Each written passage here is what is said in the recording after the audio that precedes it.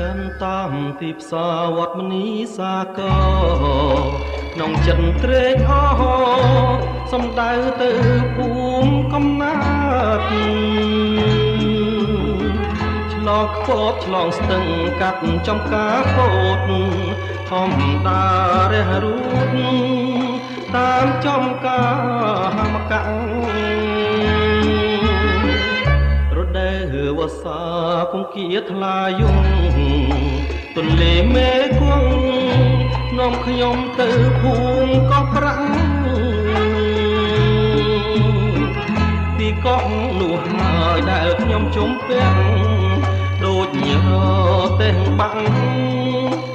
នៅកណ្ដាលផ្លូវក្រអូបក្លិនផ្កាណាគ្រីពេកក្រៃនាពេលរាត្រីដូចក្លិនស្រីពៅអបក្នុងអក្សរាថាឲ្យបងទៅលងលួងអីលើបើឲ្យប្រណីក្លិនផ្កាណាគ្រីនារីកោះប្រាំងបងសូមរួមរាក់ស្មោះស្ម័គ្រនឹងនាគ្រីស្រីបំណាច់បងមកក្នុងពេលរាត្រីបានត្រឹមសំដីក៏អស់ចិត្តដែរ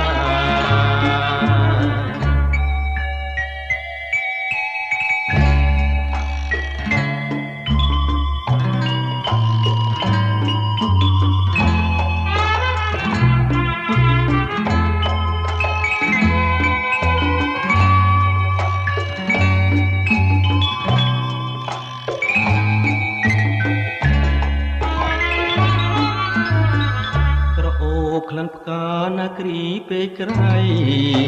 នាពេលរាត្រីដូចក្លិនស្រីពៅអបក្នុងអក្សរាថាឲ្យបងទៅលងលួងអីលើបើឲ្យប្រណីក្លិនផ្កាណាគ្រីនារីកោះប្រាំងបងសូមរួមរាក់